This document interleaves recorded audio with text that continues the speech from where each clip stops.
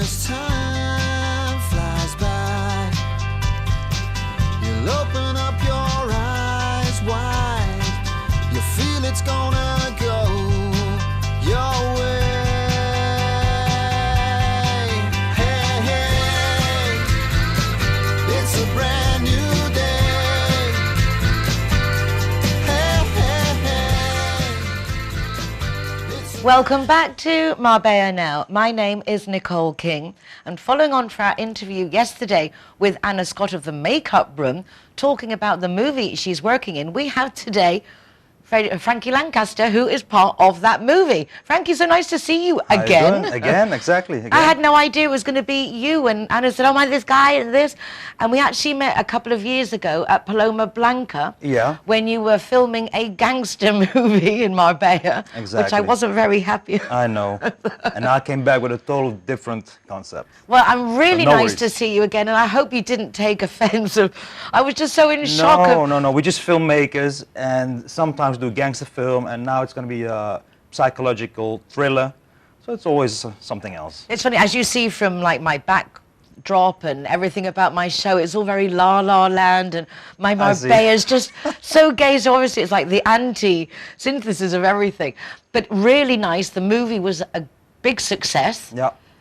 Was it as enjoyable making the movie as it seemed? Because you guys looked like you were just on a lad's holiday filming, by the way, but a masterpiece came out, really. It was actually, and yeah, it was a gangster film, but still there's a lot of humor in there, so it was kind of for different kind of public. Exactly, and it appeals to 80% of the public. Exactly, a lot of people could watch it and enjoyed watching it, so yeah. And a lot of people were very proud to have Marbella in it and be the subject matter. As I say, I do not represent everybody. Exactly. Caught me a bit off guard, perhaps just because of knowing the person, the places. It's different having been in a place. But you've been, I don't know if in Marbella, but your Spanish is good enough. You've been here a long time. Yeah, I've been here for 16 years now. But I had a bit of an advantage because my dad is Spanish. And I came down 16 years ago with my wife. My kids are born here. So yeah. Very Spanish life, not necessarily a completely international life, as many people come to Spain, but they're living in the sun as opposed to living in the country. Yeah, they still live like they're on an unendless holiday, isn't it? No, we live here, we work here, we are, how do you call it, integrated in Marbella in Spain. We feel really home here. Were you doing films before you came here? What is your history? What's your background? Well, short, I've been in the Dutch Marines, a former Dutch Marine, for 7 years, and I worked as a fireman in Holland. So you grew up in Holland? Yeah, I'm born in Holland, grew up in Holland. I lived in America as well and in France. But anyways, I grew up in Holland, was college in Holland. I went to the Marines in Holland, fireman in Holland, and then I had enough. I said, listen, I need to go because I just wanted to have the sun around me and more something else. And you deserve a break. I mean, you've been giving everything of you to everybody else. It's nice you're taking time for yourself and family. Well, I went on because I worked as a contractor in hostile environments and as a private security officer, operator. And 3 years ago, I got introduced in the film industry. And that's when I fell in love with the whole, the entourage and all the acting stuff.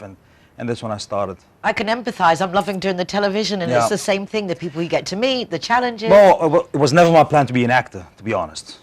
You know, but because of all my action skills, the Marines, contracting, and all the acting, the shooting, the fighting, I thought, well, I want to do something else. And for me, it was a way like, okay, I can use all my skills into the film and make films out of it, you know?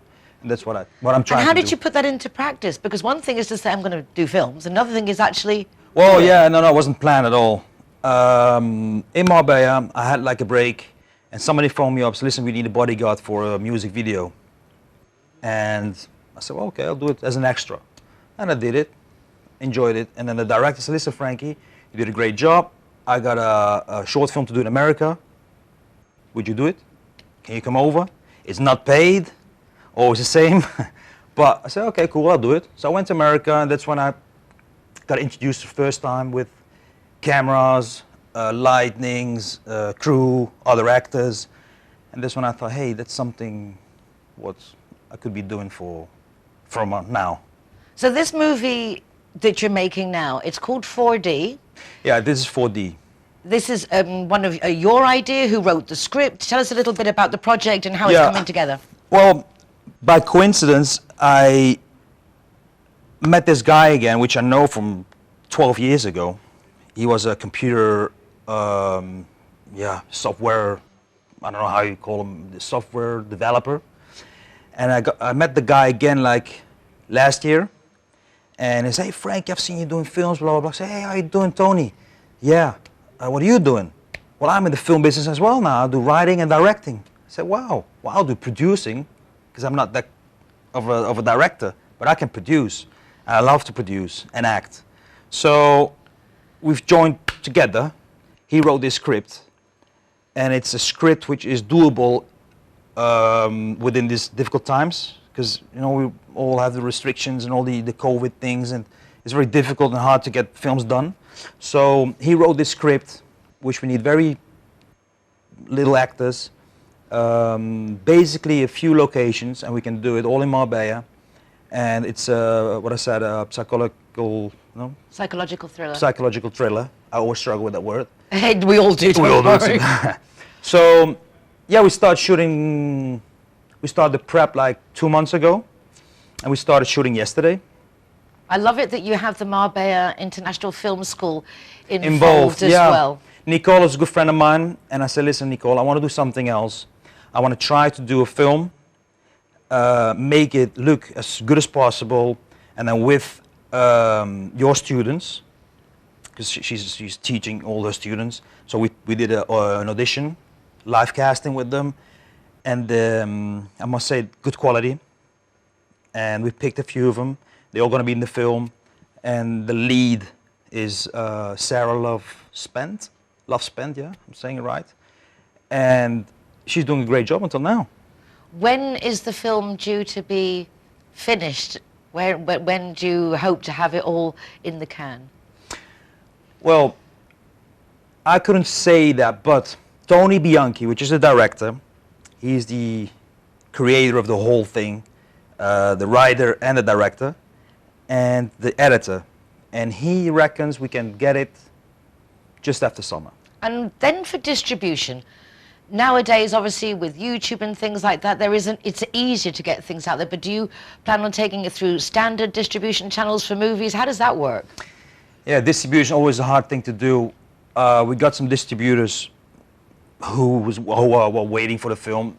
They are interested in this film, so I will approach them.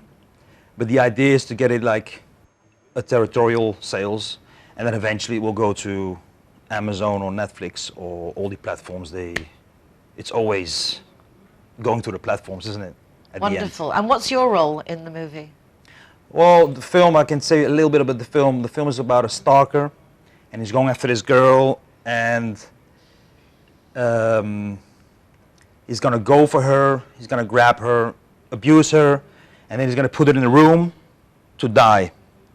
The building is gonna be demolished, like the weekend after, so she's got like a few days in that building, and he leaves her there to die. So 80% of the film is actually about her in the room, about how she is dealing with her emotions, her frightness, the willing to survive, coming up ideas to escape, all kinds of stuff, flashbacks, how she get there, a lot of things. I am the guy who's stalking her and who puts her in the room, so I'm a very bad guy. But you're such a nice guy. Yeah. I mean, your kids, I mean, when I think know. of actors and their children and the roles they must see them play, Yeah. it must be kind of worrying that you could be Yeah. so convincing as a bad guy. I can. I don't doubt it. I'm just glad you're smiling at me. Yeah. What can I say? No, so yeah, it's an interesting role. And we got a known actor in as well, Damien Chapa, which is a Hollywood actor. I've interviewed Damien before with his You did, no? Bandoleros, is it? His last Oh, with movie? Pistolero. Pistoleros. I was part of Pistolero as well. That was Yeah, really yeah, yeah, cool, and Yeah. yeah, I really enjoyed that. So we got him as well in as doing a cameo, which we shot yesterday. Really good. And yeah, I'm thrilled to finish it. I was really excited for you. It's lovely to see the excitement that it brings to our city. Obviously, again, the prestige that it adds to our city. Do I take it now that you're saying you're enjoying this producing, that if anyone's out there with a film script they want to pitch, that you might be interested to take a look? I mean, are you now one of our local producers Of that's course, going no, to keep exactly. the Hollywood feel going here? If no, exactly. That's what we want to do. We want to create more films in Marbella, because Marbella, we got everything around Marbella as well. I mean, we got the sun, we got the palm trees, but we got the countryside, we got the desert side, we got everything here to shoot films. And I think more films should be shot here in this area. I agree 1,000,000%, and it's Yeah. nice to have you here doing it. To hear such a varied life, such a varied history, Yeah. to see you now making movies and sitting there and like, not as a stalker, but as a very happy little Yeah. chappy. Yeah. Well, very much look forward to seeing the film, and I'm going to see if I can check out a few more of the people that have helped making it, because I think it's nice for our community to know more about behind the scenes. Yeah, about helping make it, I want to say I've got a lot of help from people I know. If I can mention their names, like Eladio from The Fruit. He's a very known fruit delivery. Great family, yes. You know them exactly well. They deliver me the food on the set. I've got Anna Scott was yesterday at my set doing the makeup. Also the locations like Living Salsa, where we were shooting yesterday. We got the lab scene, which we can use as well. We can use the, how they call the Clínica Arguelles or something. Arguelles, yes.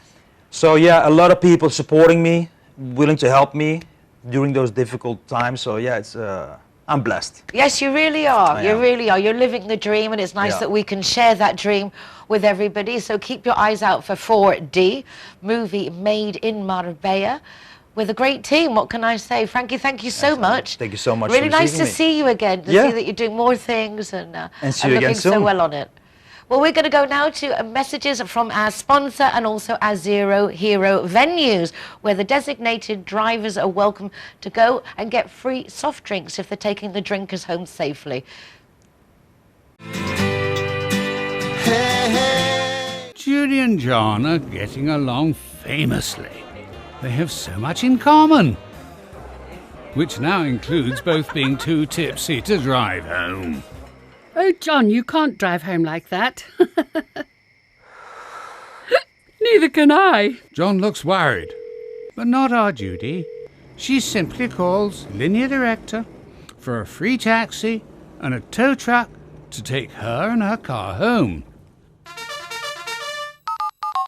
Call Linear Director on 952 1478 34 to see how they can better your life too.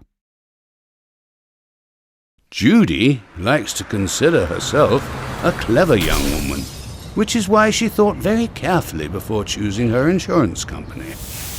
Now that she needs it, she's jolly glad she chose Linear Director, as it looks as if she might have something better to do. Why don't you be clever, like Judy? Call Linear Director on 952 1478 34 and see which policy is best for you. Hi guys, Ross here from Hogan Stand. Proud to be a member of the Zero Hero campaign. And we recommend everybody. Nobody drives drinking. Everybody who drives a car doesn't have any alcohol in their system, and we're proud to sponsor the Zero Hero program. We are at one. We are at G-Wine is happy to be Zero Hero partner. How cool is that? G-Wine. Let the music Glad okay. and are proud to present Zero the Hero, you on your way. No time to hesitate. Never Drink and Drive. So much trouble. McNulty's is proud to be a Zero Hero partner. Poison arrows. Out of bounds, Zero Hero partners. Here we are, sticker going on. Delighted to welcome everybody and to be part of the Zero Hero campaign. Delighted. Zero Hero, welcome here. Ha llegado de Barons. We are at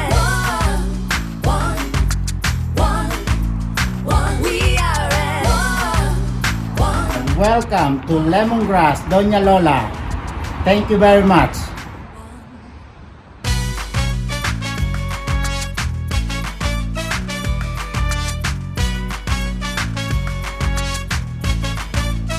Zero Hero, welcome to Portofino, Cabo Pino.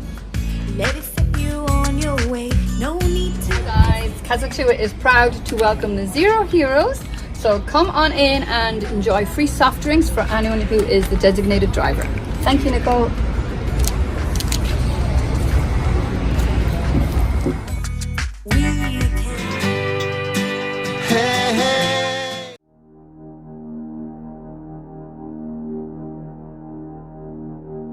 Their skin is literally as fragile as a butterfly wing. They tell you not to touch a butterfly because, you know, once you touch their wing, it pretty much breaks. And the same concept with EB kids.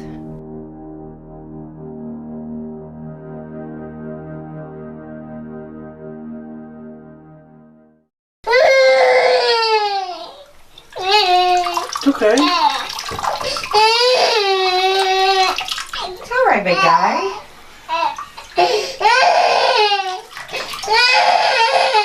Want me to find his other bath toys? Yeah, we need help. EB stands for epidermolysis bullosa. It's a very rare genetic skin disorder. First thing they tell you at the hospital when your son or child is diagnosed with epidermolysis bullosa is your child will not make it to a year old, if they even make it through a couple weeks. When Hayden was born, he had some skin missing on his hand and his foot. Once they did the little stimulation to his foot, and they suctioned out his mouth, and they took the skin off his lips, the roof of his mouth, and his tongue. And at that moment, they knew something was wrong. Most, you know, moms, they're there to be able to soothe their child and help them in their moment of need and be able to make the pain go away. And in my case, I've pretty much just got to breathe and bite my tongue a lot. And once it's all said and done, then I know we helped him and we didn't, you know, we didn't purposely hurt him. We're just trying to make it to where he lives to see another day.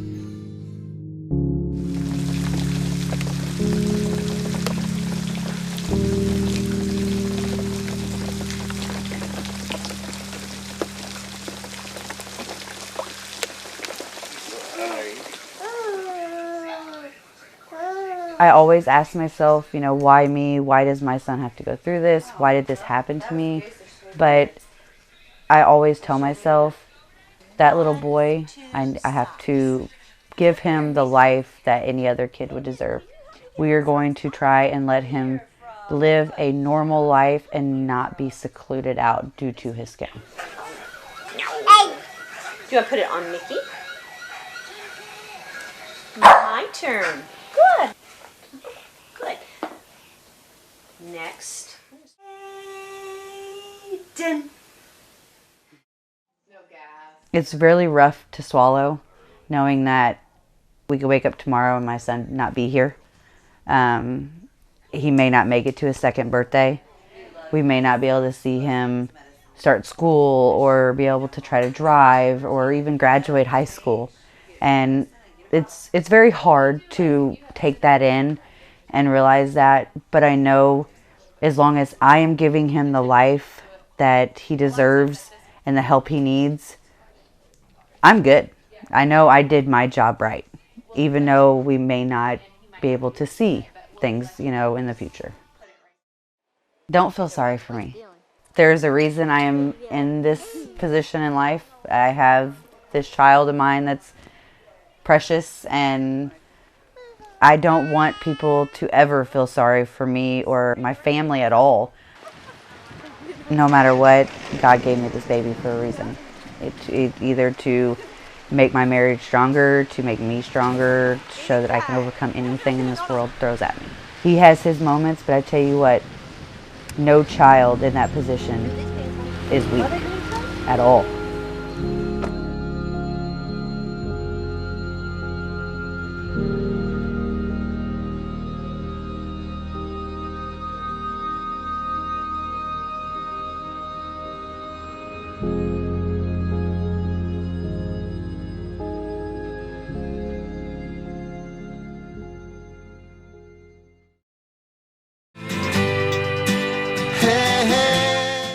A big thank you to Franky Lankester for taking the time off the set of 4D to join us here at the RTV Marbella studios for that interview.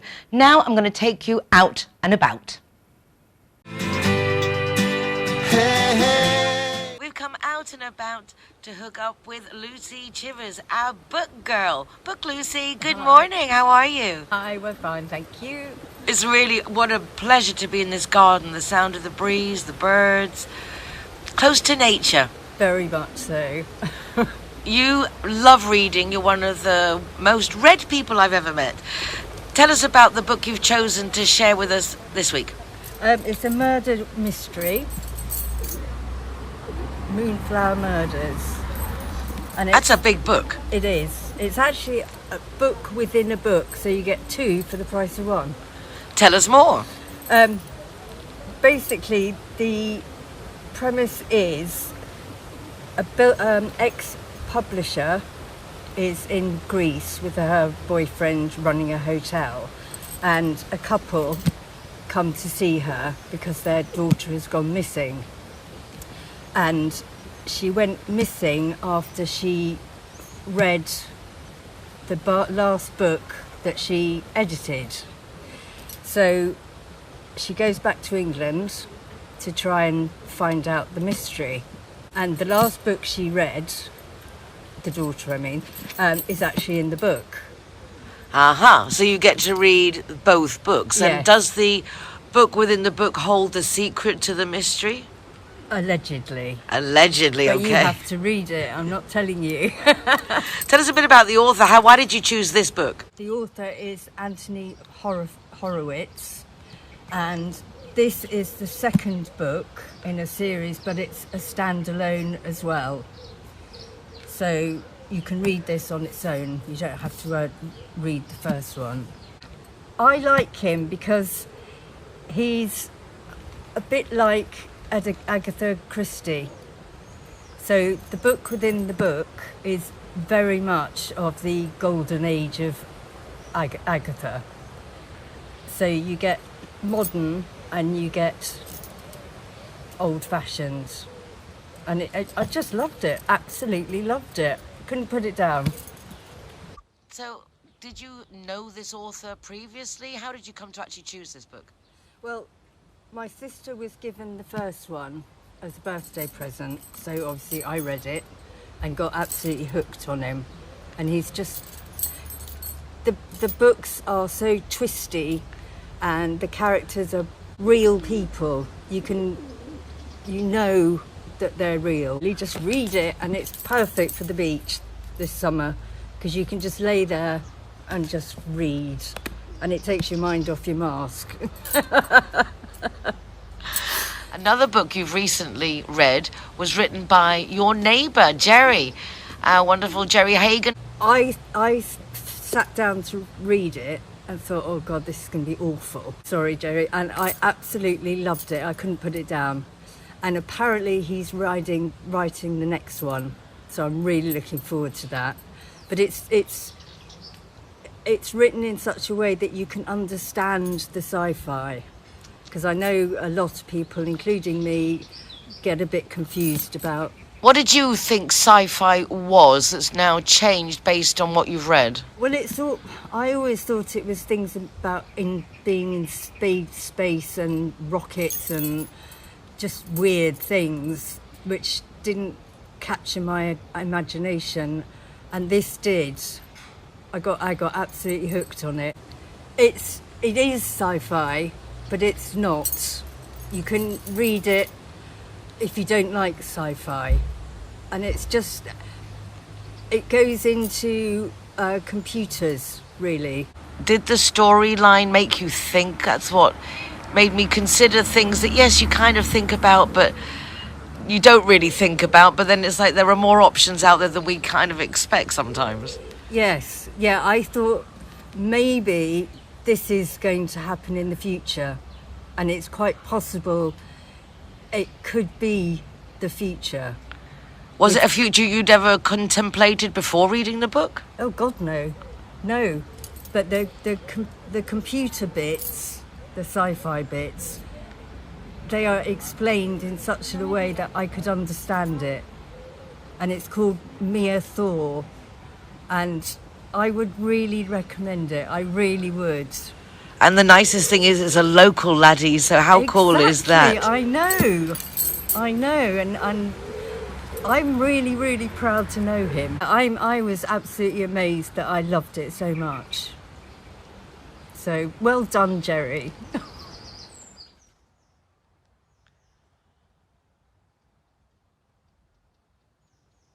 Mia Thor, The Future Whispers. Okay, next book. I love the variety. You've gone from murder mysteries and sci-fi computers, and what's this one? Death and the Penguin. Yes. Oh my God, that's an original title. And also Andrei Kurkov. That sounds Russian or something. He's from Kiev, Ukraine, and it's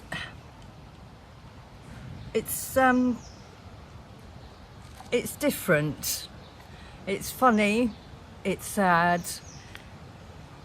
and it's a bit scary at times because it's completely different lifestyle that we know. Struggling writer, and he gets a penguin from the zoo because they haven't got any money, so he buys a penguin. And he looks after him in his apartment. Is this based in Kiev? Yes. Yeah. Present day? Huh? Present times? Yeah. It's now. And he gets a job in a newspaper writing obituaries, but they're for the future, so they're written for people that are still living, but when they die, they can be published. But the trouble is, each one he writes, these people die. And there's a bit of a gangster around, and it's different, and I really enjoyed it. What was it about the different lifestyles that caught your attention? Well, they have to find food. It's not like us going to the supermarket, and it's a completely different lifestyle, and the laws are different, and you've got the police around. It's a communist state, and it does come out in the book, and it does make you think, and you think, oh, I wouldn't like to live there. You know, how lucky we are. Yeah, basically, yes. Even with the Guardia Civil around, we're still very, very lucky that we don't. Puts everything live into perspective, doesn't it? Yeah, it does. It does. And the penguin is just divine, and I love penguins. So Misha, the penguin, is just—he's just. I want one. I want him. Where do you get your books, or how do you decide what to buy? Because each one has been so different. I like everything. I like reading horror, girly books like Sophie Kinsella's. I love thrillers, mystery. There's just so much out there to read, so you have to try it. Lucy, thank you so much. No, it's my pleasure. It's lovely to see you.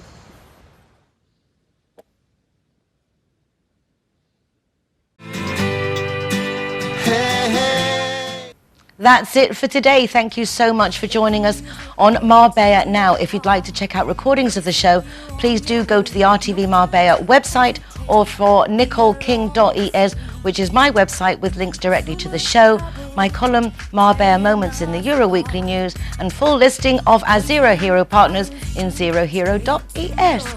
See you tomorrow. Hasta mañana. We can change if we try. Just believe it.